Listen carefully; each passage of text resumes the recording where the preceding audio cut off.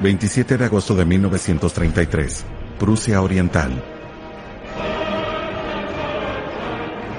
Adolfo Hitler y Hermann Göring, ambos veteranos de la Primera Guerra Mundial, rinden tributo al mariscal de campo von Hindenburg en el escenario impresionante del monumento a la batalla de Tannenberg. Hitler declara: Tannenberg es un símbolo. Fue aquí, en 1914, donde se decidió el destino de Alemania. Para Hindenburg, 20 años antes, la batalla de Tannenberg fue el evento decisivo de su vida. Apocalipsis. La Gran Guerra.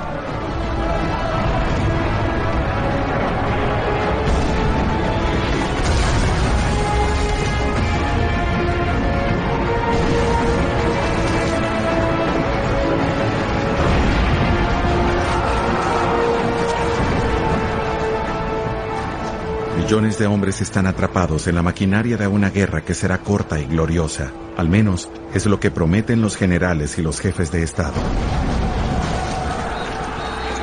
En lugar de eso, se vuelve una guerra de puntos muertos y de temor. Episodio 2. Temor. Hay temor en el frente interno. Mientras los alemanes marchan hacia París, hay una estampida bancaria. Las personas quieren vaciar sus cuentas personales. Muchos huyen, irrumpen en las estaciones de trenes. La familia Ferrari permanece en l'Étang-le-Ville, cerca de París. Son las primeras imágenes de la vida cotidiana durante las primeras semanas de la guerra. El abuelo hace un saludo militar. Confía en el ejército francés.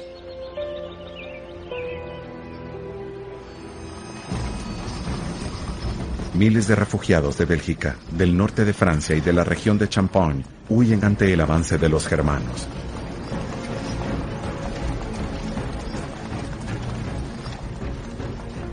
La guerra obliga a las familias a abandonar sus hogares, sus vidas.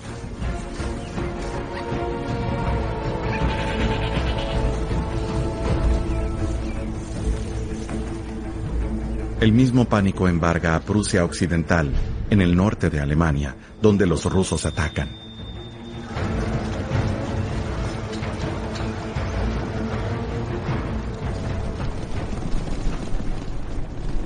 Los generales ejecutan su plan estratégico y abren un frente nuevo que alivia la presión sobre sus aliados franceses.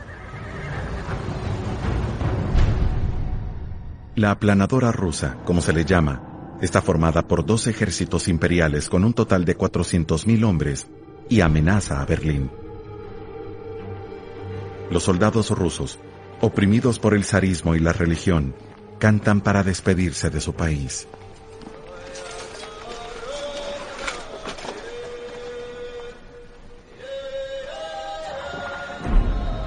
Pero los soldados rusos no entienden por qué deben marchar cientos de kilómetros y cruzar la frontera para defender su patria. La mayoría son campesinos. Muchos no saben leer ni escribir. Y no dejaron diarios ni cartas. En su novela Agosto de 1914, el escritor ruso famoso Solzhenitsyn describe el ánimo positivo. El regimiento es como una aldea. El oficial es como un hacendado. Y en tanto se ofrezcan alimentos, misas y vodka, las balas no representan ningún terror para ellos.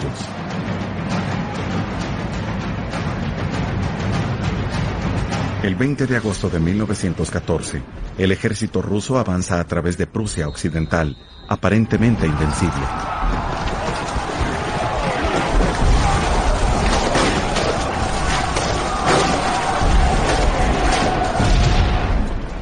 Junto a miles de civiles, el 8º ejército alemán se retira. El general von Hindenburg, de 67 años, asume el mando. Para tranquilizar al público, se filma al general mientras conversa con el Kaiser Guillermo II. El segundo al mando es el general Ludendorff, quien recibió elogios por la campaña belga.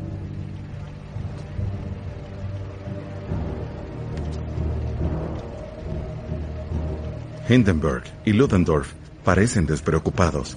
Son un equipo formidable. Como Hindenburg dice, es un matrimonio feliz.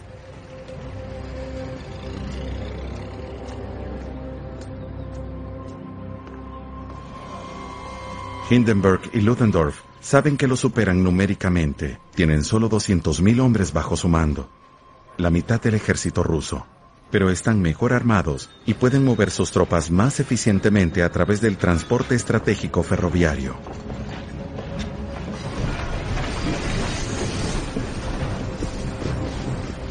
Los ánimos entre la tropa son positivos. Muchos de los soldados vienen de Prusia Oriental, están defendiendo su patria. Ludendorff despliega los dirigibles del Conde Zeppelin, naves aéreas enormes rellenas de hidrógeno que le permiten observar los movimientos del enemigo.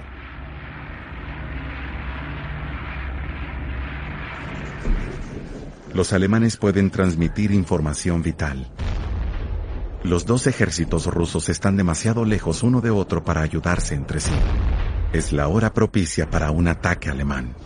Empiezan con el ejército del general Samsonov, que se acerca a Tannenberg.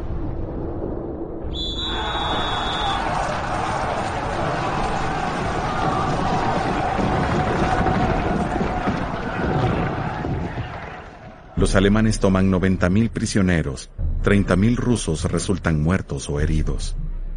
El general Samsonov le dice a sus oficiales, el zar confió en mí. ¿Cómo puedo enfrentarlo de nuevo después de semejante desastre? Y se dispara a la cabeza. El segundo ejército ruso es diezmado también. La derrota es un golpe terrible para los aliados franceses y británicos de Rusia, que buscan ocultarla. Los refugiados alemanes de Prusia Oriental regresan a sus aldeas, pero rara vez a sus hogares.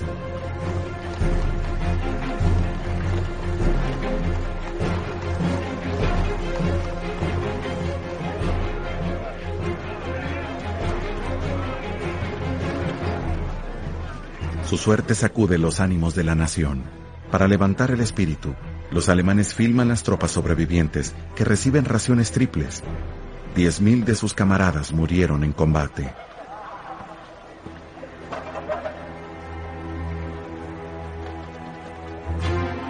Nombran mariscal de campo a Hindenburg. Se vuelve un héroe nacional. Ludendorff, el verdadero arquitecto de la victoria, es ignorado.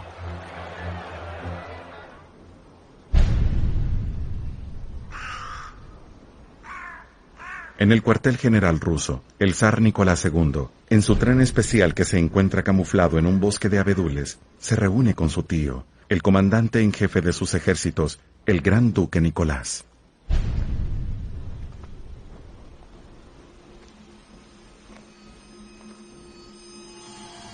Es un gigante autoritario, quien resta importancia al desastre de Tannenberg.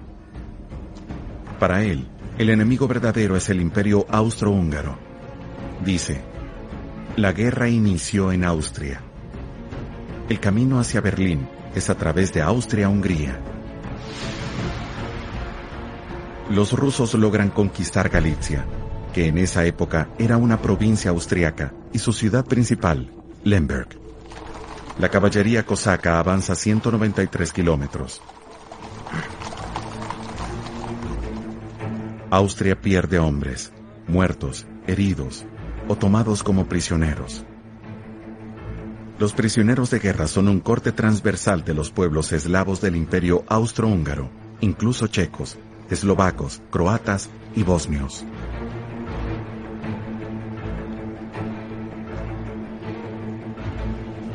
Una película de propaganda rusa muestra a un prisionero austrohúngaro quien fraterniza con un soldado ruso. Dos eslavos en uniformes opuestos.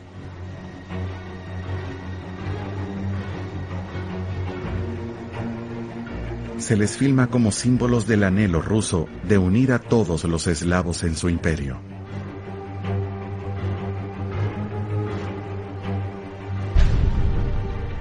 La sonrisa de satisfacción de Nicolás II después de su victoria inicial contra los austríacos oculta la pérdida de 200.000 soldados rusos durante 3 semanas de guerra.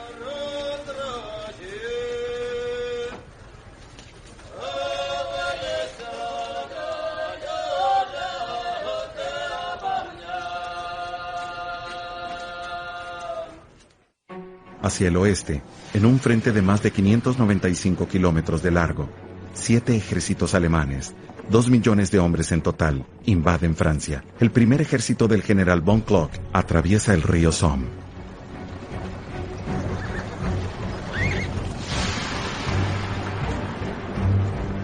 Los oficiales alemanes alientan a sus tropas. Les dicen, la victoria está cerca. Les espera una entrada triunfal en París. Los soldados de infantería alemanes han marchado más de 400 kilómetros desde los combates pesados en Bélgica en agosto de 1914.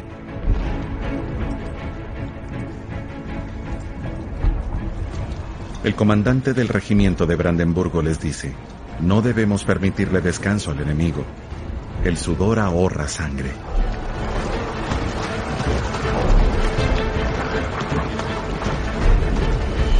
Incluso durante su retirada, los franceses continúan la lucha. Su resistencia está al límite.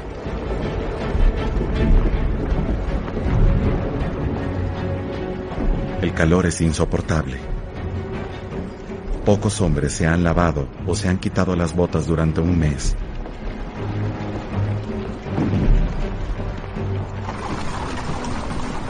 La sangre emana de los lomos de los caballos, a los que rara vez desencillan.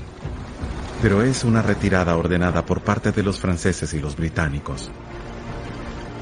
El primer batallón del regimiento de Gloucestershire, que llegó a Francia el 13 de agosto, marchó casi 300 kilómetros. Antes de reunirse para escuchar al comandante en jefe de las fuerzas expedicionarias británicas, el mariscal de campo, Sir John French, quien les dice que la situación es grave.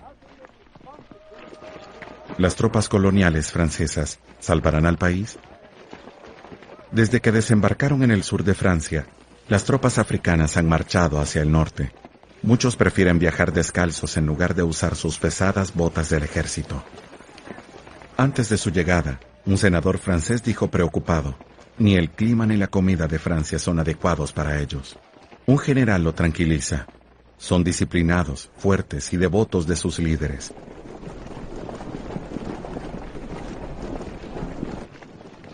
Uno de estos infantes senegaleses carga la silla de descanso de su capitán.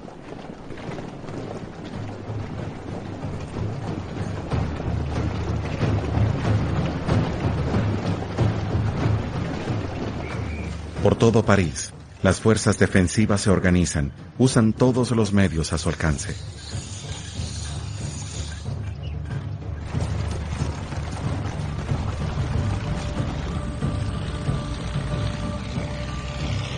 Pero el 2 de septiembre de 1914, 2 aviadores franceses regresan de un vuelo de reconocimiento sobre las líneas enemigas.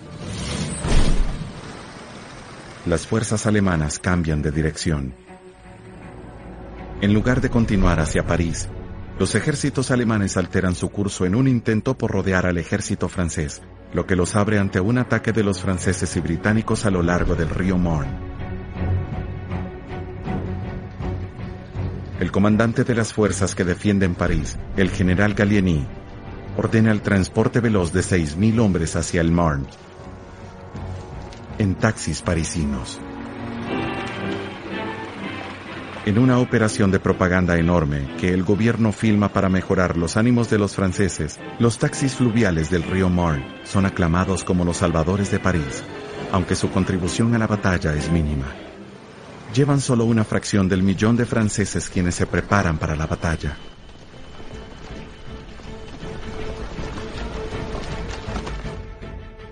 El comandante en jefe francés es el general Joffre, de 62 años. Hace que sus oficiales les lean las órdenes del día a sus soldados quienes avanzan hacia el frente. En el momento en que está a punto de iniciar una batalla, de la que depende el destino de Francia, una tropa que no puede avanzar debe conservar el terreno conquistado a toda costa y preferir morir allí antes de retirarse. Ninguna debilidad debe tolerarse.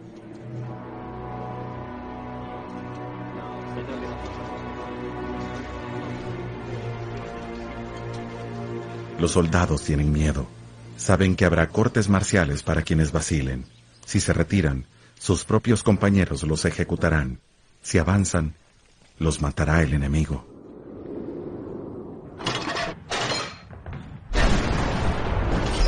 Las unidades de artillería francesas prueban ser extremadamente efectivas, gracias al cañón de 75 milímetros que puede disparar 20 rondas por minuto.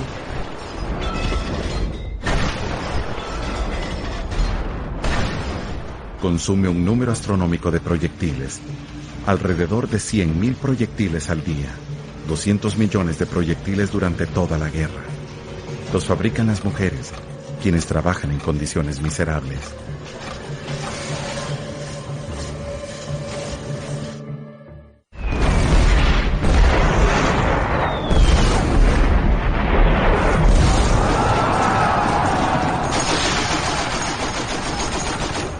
El 9 de septiembre los franceses y los británicos resultan victoriosos, pero solo después de una carnicería humana a una escala terrible. El historiador francés Marc Bloch, quien era sargento en esa época, escribió: una pierna cercenada yace en el piso, casi ridícula en su horror, y un hedor nauseabundo revuelve el estómago. Los combates dejaron 200.000 muertos o heridos en el lado francés, e igual número entre los alemanes. Mujeres jóvenes de familias pudientes se inscriben voluntariamente como enfermeras. Se les conoce como ángeles de misericordia y se ven arrancadas de una adolescencia protegida y forzadas a aprender a soportar los gritos terribles de los jóvenes mutilados y el olor constante e insoportable de la sangre, el éter y la gangrena.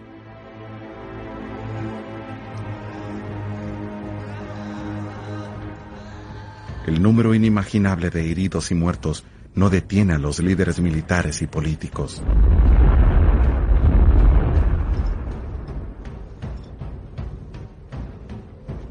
El general Joffre, al condecorar a las tropas coloniales, proclama: como atestiguan sus pérdidas, crueles pero gloriosas, los soldados de infantería nativos realizaron su deber en forma admirable.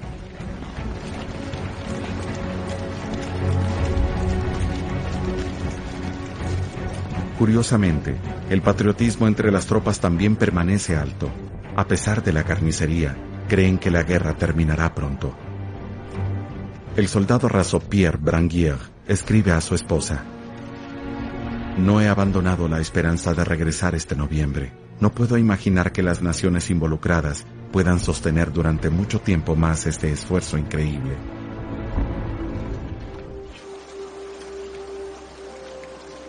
A los franceses se les permite un periodo corto de descanso. El coronel, el padre de su regimiento, expresa su preocupación por los supervivientes. ¿Cómo está el estofado, soldado?, es la frase de rigor.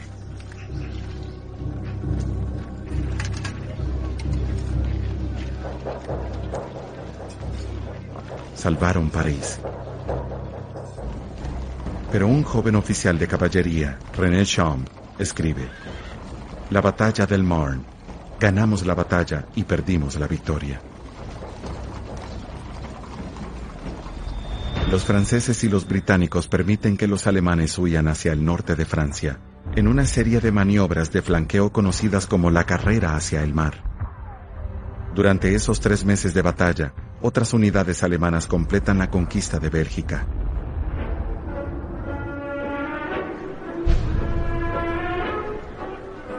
El ejército alemán busca ganarse a los habitantes locales. Pero el saqueo y las requisiciones para alimentar a los soldados pronto significan hambruna para los ciudadanos belgas. Entre estos soldados alemanes se encuentra un pintor austríaco desconocido quien se enlistó en el ejército alemán, Adolfo Hitler, entonces de 25 años. quedará marcado por el infierno que experimentó en Flandes.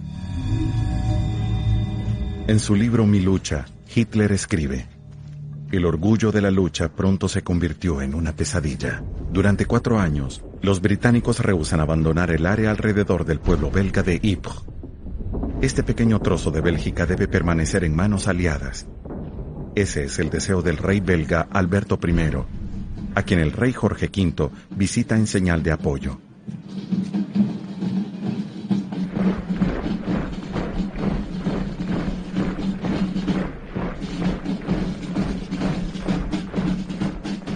Un médico militar belga, el mayor Max Duville, dice: sostener nuestra posición es el mandato de Dios, incluso si la muerte nos aguarda a todos.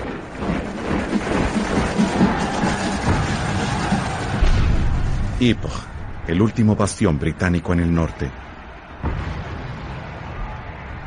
y que se convertirá en la tumba de miles de canadienses en la batalla de Passchendaele.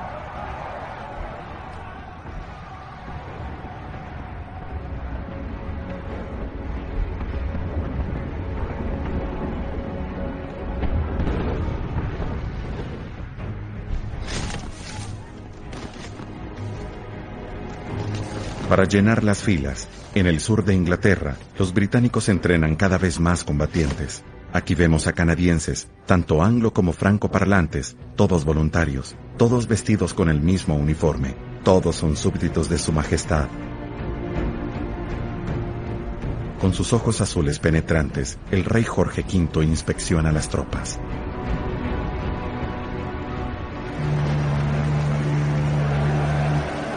Después de desembarcar en los puertos de Francia, los canadienses marchan hacia el frente. ¿Están listos para librar una guerra? En octubre, los alemanes, decididos a retener las regiones conquistadas, empiezan a cavar, o a obligar a civiles a cavar por ellos, toda una red de fortificaciones en el barro supurante de Flandes.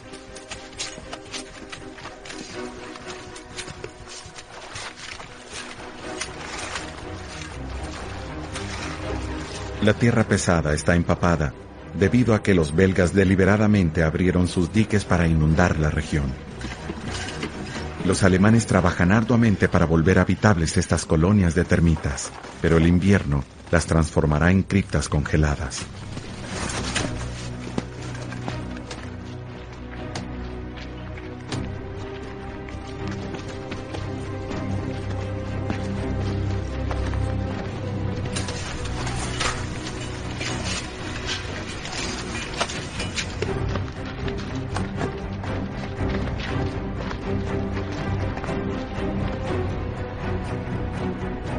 Al otro lado del alambre de púas, los británicos también cavan.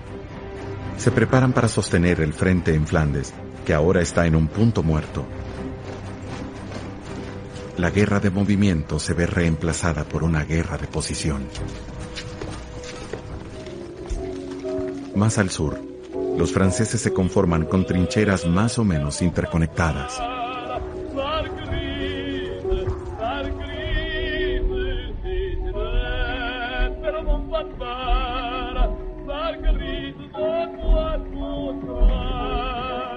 El alto mando francés se rehúsa a perdonar a las tropas que se instalan en las trincheras organizadas para la defensa. Los soldados saben que sus oficiales solo piensan en atacar. Deben expulsar a los alemanes de la provincia francesa, que ocupan detrás de lo que ahora es una línea de trincheras de más de 700 kilómetros de largo, que se extiende desde el Mar del Norte hasta la frontera con Suiza. Los franceses observan las trincheras enemigas a través de dispositivos que a veces prueban ser peligrosos para los valientes vigías de artillería.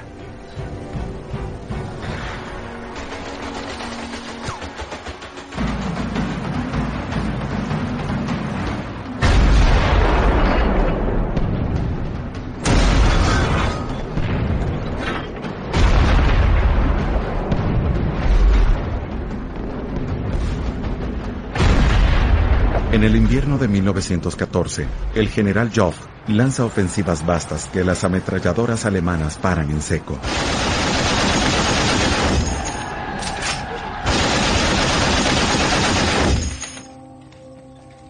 Las ofensivas tienen la intención de aliviar la presión del frente ruso, pero dejan 100.000 hombres muertos o heridos.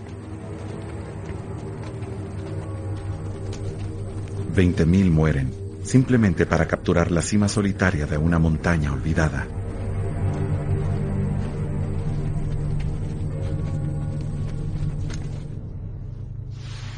El día de Todos los Santos, el Papa Benedicto XV se dirige al mundo. Dice: esta guerra es el suicidio de Europa. Parece que no hay límite para la destrucción y la carnicería. Día tras día se derrama sangre fresca sobre la tierra. En vista de estos crímenes sin sentido, les repito: paz en la tierra a los hombres de buena voluntad. ¿Escucharán las palabras del Papa? Hay momentos de fraternización espontánea en el frente, como muestran estas imágenes poco usuales. Todos estos hombres se arriesgaron a que les dispararan por traidores. Nadie sabe qué fue de ellos, y sus celebraciones se censuraron rápidamente.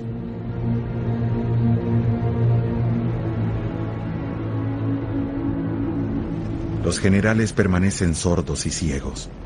Los militares, que ya eran poderosos al inicio de la guerra, empiezan a dominar la política y a los políticos.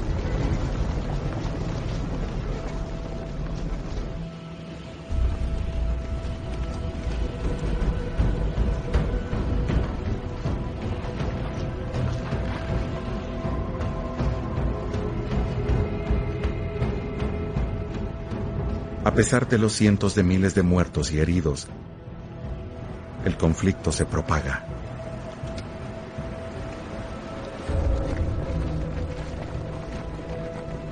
En África, los franceses, británicos y belgas atacan las colonias alemanas de Togo, Camerún, Tanganica, Ruanda y Namibia. Su objetivo: expandir sus imperios coloniales y obtener las materias primas necesarias para la industria bélica. El uniforme gallardo de soldado y la buena paga atraen a muchos africanos. Estas tropas lucharán con lealtad y valor en las condiciones espantosas que enfrentan todos los combatientes.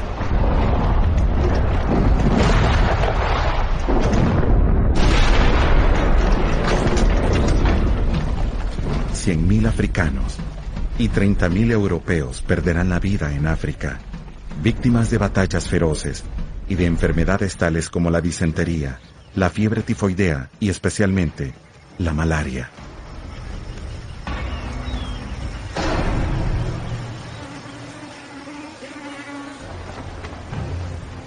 En Asia, para honrar su tratado de alianza con Gran Bretaña, Japón luchó contra Alemania desde el inicio.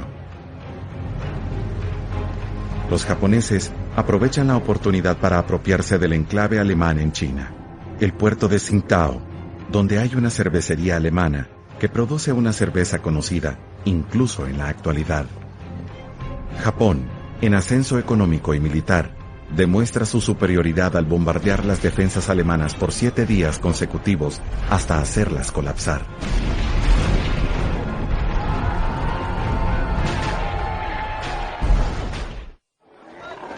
Mientras que en Europa la lucha se estanca, en el Medio Oriente el conflicto se propaga.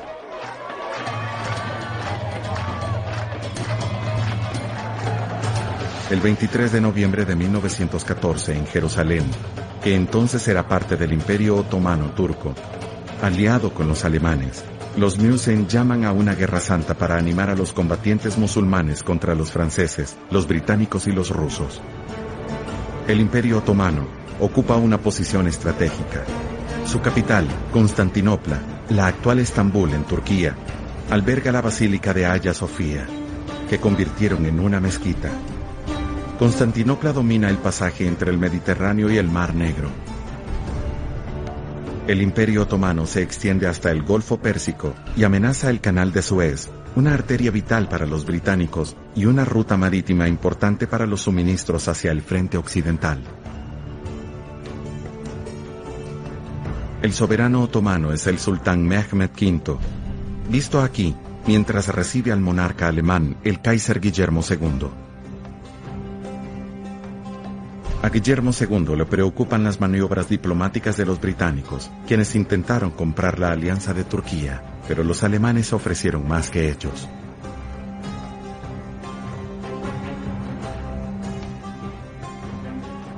El sultán es un regente titular. El poder real lo tiene una organización nacionalista, los jóvenes turcos. Su líder, Enver Pasha, de 33 años, es el hombre fuerte de la nación. Educado en Alemania, Enver Pasha dirige un ejército de 1 millón de hombres, entrenados y supervisados por los alemanes. Los alemanes cuentan con los ejércitos de Enver Pasha para que les brinden refuerzos en su lucha contra Rusia. Enver Pasha decide atacar a Rusia, enemiga hereditaria de Turquía, en el Cáucaso, la región fronteriza habitada por musulmanes. Los otomanes esperan que estos musulmanes se alcen contra el zar si se declara una guerra santa.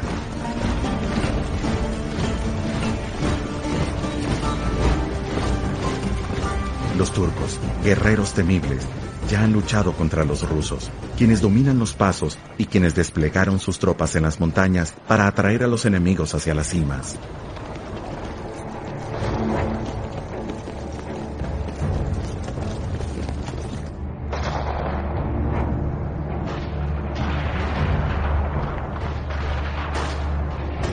Durante una guerra previa contra los turcos, un general ruso dijo: "El Cáucaso es una fortaleza, y solo un demente intentaría escalarlo". ¿Está loco Enver Pasha? El 22 de diciembre de 1914, en medio del invierno, lanza un ataque contra las montañas cerca de Sarikamish.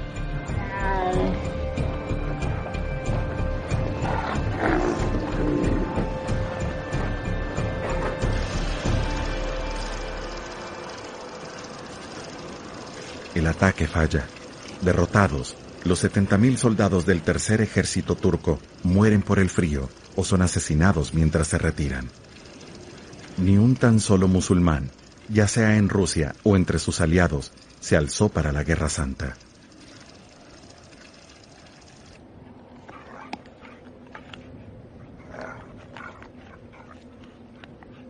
El partido en el poder, los jóvenes turcos y Enver Pasha necesitan un chivo expiatorio. Se deciden por la comunidad armenia de Turquía, compuesta por cristianos. Los intelectuales y los líderes comunitarios son los primeros objetivos.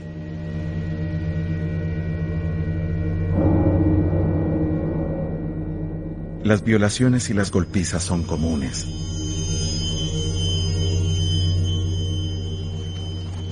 Los armenios, quienes sobreviven a las primeras masacres, son llevados a campamentos en el desierto de Siria, a cientos de kilómetros de distancia. Están exhaustos, golpeados, privados de alimento y de agua. La mayoría muere en el camino.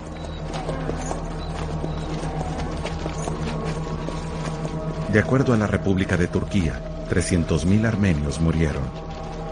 La mayoría de los estimados internacionales y los armenios exceden 1 millón. Este capítulo oscuro de la historia dividirá a las comunidades armenias y turcas alrededor del mundo durante las décadas venideras.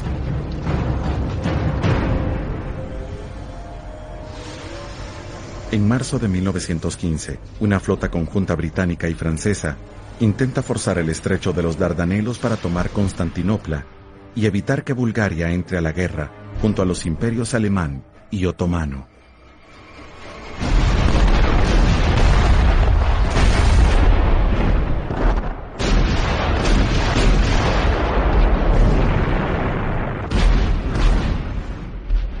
Los turcos tienen cañones poderosos y campos minados subacuáticos. Hunden 3 buques de guerra.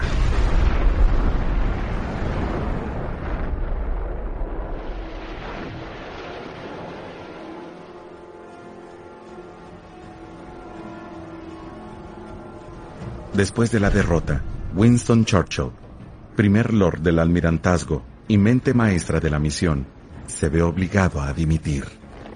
Pero los responsables por el desastre son los almirantes y los generales. Desdeñan y subestiman continuamente a los turcos. y un mes después se aventuran a desembarcar en la costa de Turquía en Galípoli para tomar los cañones del enemigo.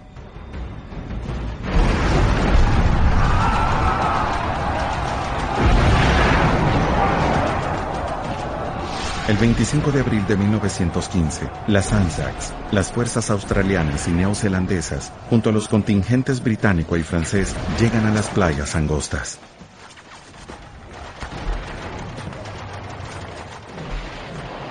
Desde la cima de las pendientes escarpadas, los turcos les disparan con impunidad.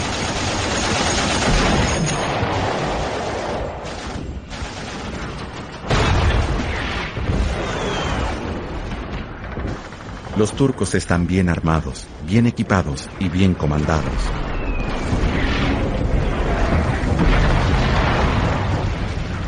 Acorraladas, las tropas aliadas soportan meses de agonía. Ellis Ahmed Bartlett, el corresponsal de guerra británico del periódico Daily Telegraph de Londres, escribe: es el fiasco militar más espantoso de nuestra historia. Los generales no tenían mapas y tenían una idea vaga de la naturaleza del terreno en su frente y no se tomaron medidas adecuadas para mantener provistas a las tropas. Los voluntarios australianos no tienen nada de beber bajo un sol abrasador.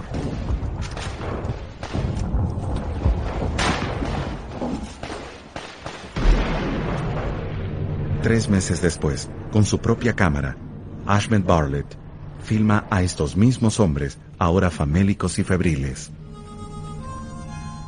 Saben que 150.000 fueron asesinados aquí en vano. Bulgaria se alió con Alemania. Los dárdanos continúan en manos turcas.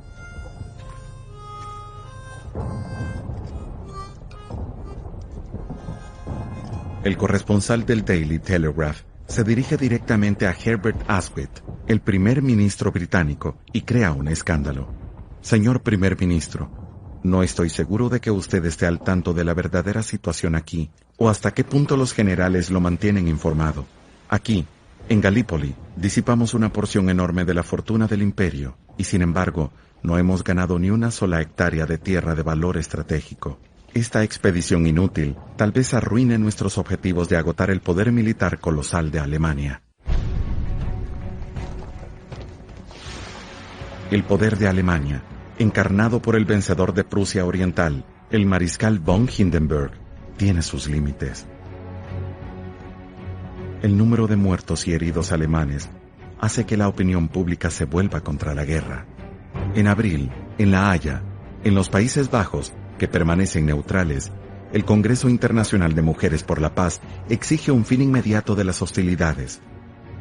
Pero ocurre precisamente lo opuesto.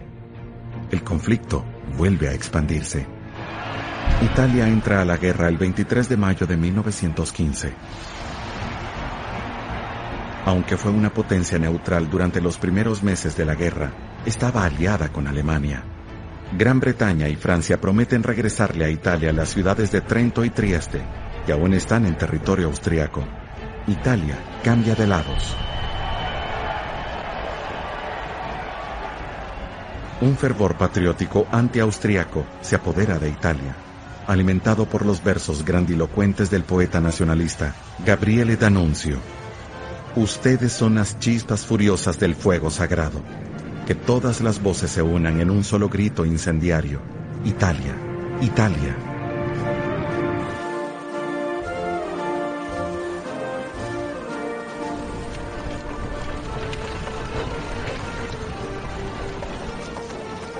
Estos jóvenes italianos no tenían idea de las penurias que les esperaban mientras marchaban hacia la guerra alpina.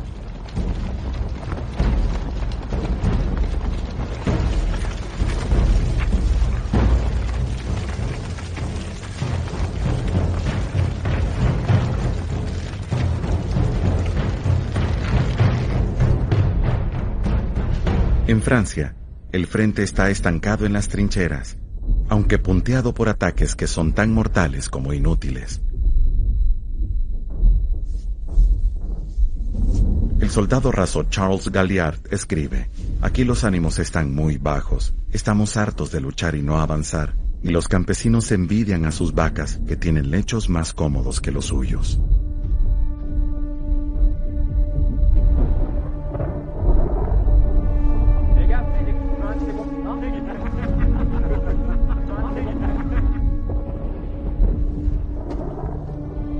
enemigo está al otro lado de un océano de alambre de púas que se extiende hasta el infinito. Dado el impasse, los alemanes deciden asestar un golpe importante en el este, en la parte de Polonia que aún está bajo el dominio ruso. Seguro de su éxito, el nuevo comandante en jefe alemán, el general von Falkenhayn, autoriza al periodista estadounidense Wilbur Durborough, de 33 años, y a su equipo, para que sigan al ejército alemán durante 6 meses. Viajan en un convertible estadounidense de lujo, un Stutz, dirigidos por un guía militar alemán.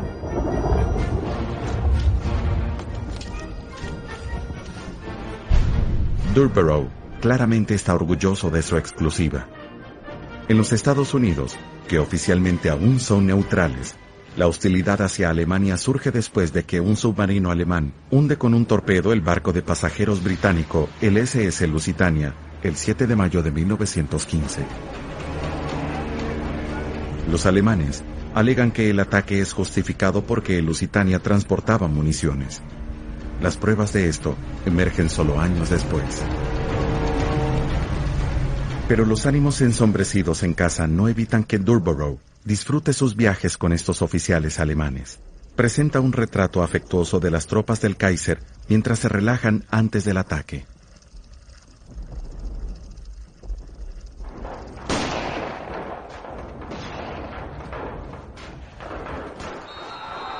Después de la victoria alemana en Polonia, Durborough filma a miles de prisioneros rusos. Luego, acompañado por un contingente policial armado con látigos, filma a los judíos en el barrio judío.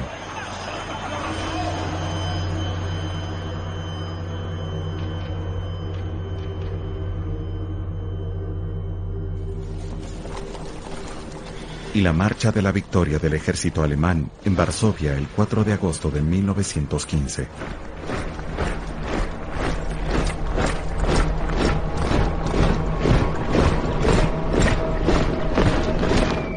Otros camarógrafos de guerra también filman imágenes del poderío alemán cuando los zeppelines bombardean Londres.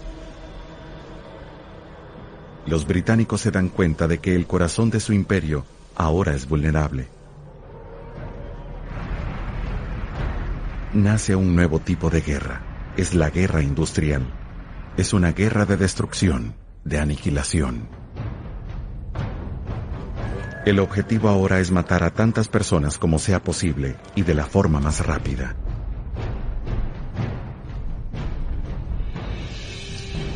Las líneas de montaje producen un flujo de inventos aún más letales.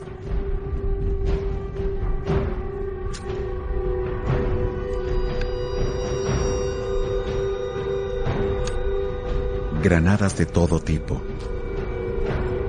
Bombas de todos los calibres.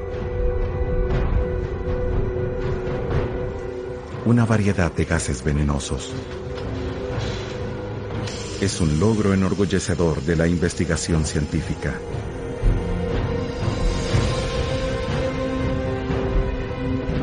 ¿Cómo resistirá la humanidad este viaje hacia el corazón de la oscuridad, hasta los confines más lejanos del infierno?